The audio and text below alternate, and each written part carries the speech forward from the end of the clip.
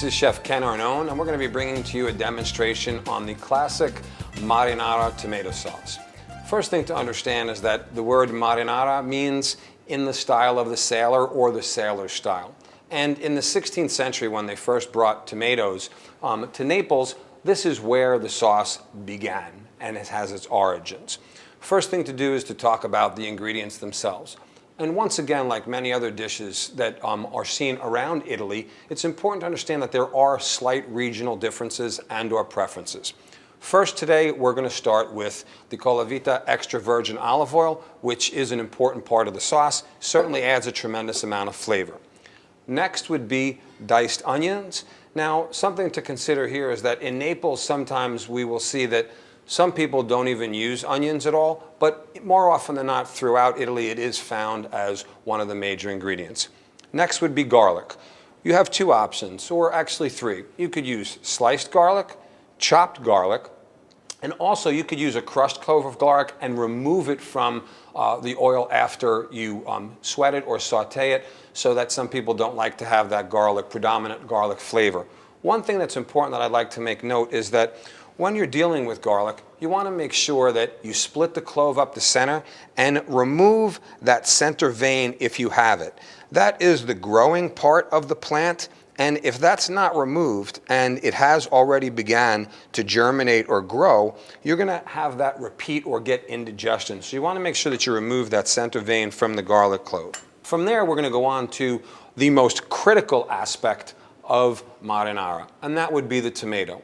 Now, the most famous tomato that is used in a marinara would be the San Marzano tomato from that region in Italy. Now, this is a plum tomato. Plum tomatoes are, without question, the best tomato that you'd like to use for sauce making. Now, you have basically three options. You can use a whole San Marzano or other plum tomato. You can use a chopped plum tomato and or a crushed plum tomato. Those are the three options that you have for making your sauce.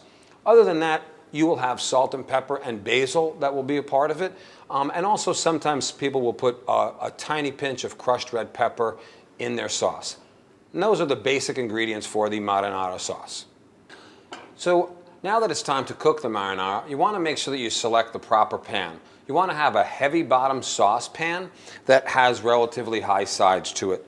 You want to preheat your pot over medium to medium-high heat, and then we're going to add our oil to the pan.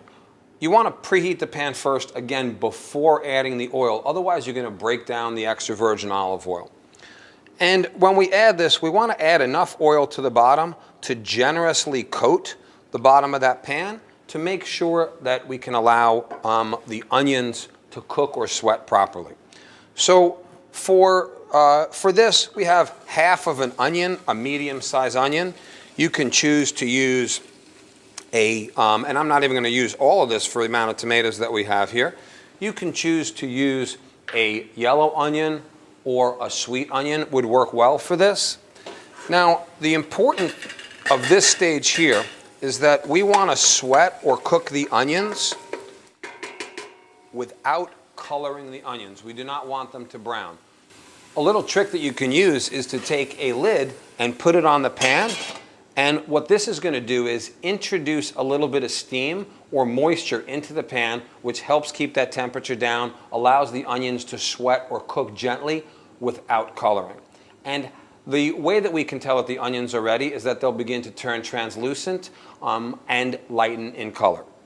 So now that the onions have been sweating for a while, we're going to take a look and check them. And so we can see that now the onions are beginning to turn translucent. They are not dark on the ends. They're not beginning to color at all. And we're going to add our garlic.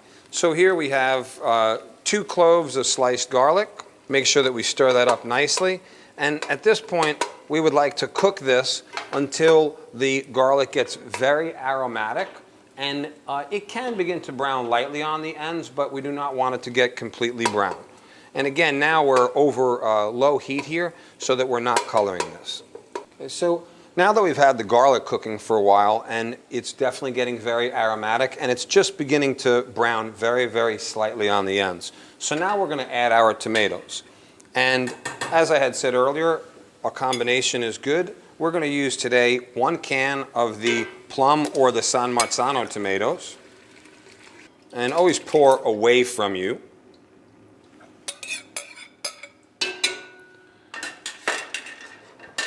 So in addition to this 1 can of whole San Marzano tomatoes, we are also going to add a can of crushed tomatoes. And again, pour away from you. And then at this point, we'd like to turn the heat up ever so slightly.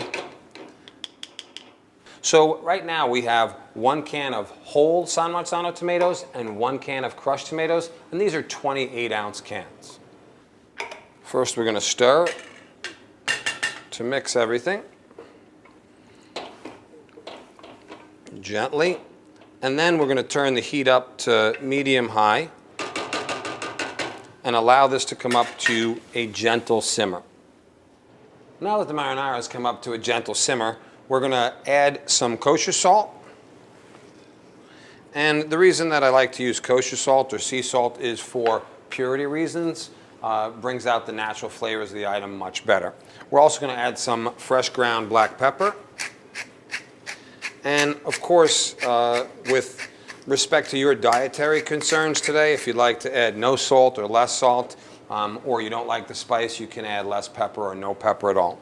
And then we want to give it a gentle stir, mix it up, and then allow this to cook. Now, one of the things that I do is to always have a rubber spatula. Today they have some great heat-proof spatulas to wipe the sides of the pan down, and then you don't get that heavy buildup or ring around the outside. And now it comes to cook time. And it's important to cook this sauce for somewhere between 25 and 35, 40 minutes. That's going to be determined by the sweetness and the acidity level. So what you want to do is throughout the cooking time, you want to taste it occasionally. Some people prefer to add sugar to their sauce or carrots to their sauce. My preference is to allow it to cook for, again, somewhere between 25 minutes and 35, 40 minutes in order to develop the sweetness and decrease the acidity in that sauce. And now the sauce is where we want it. It has developed that slight sweetness and the acidity has been reduced down.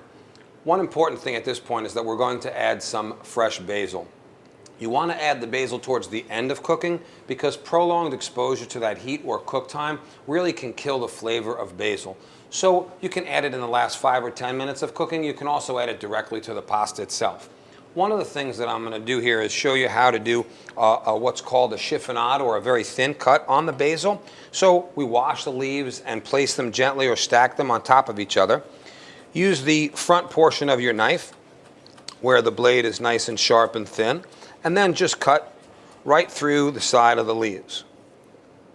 And now we can take the basil and add this right into the sauce. Stir it, allow this to cook for, again, just another 5 minutes.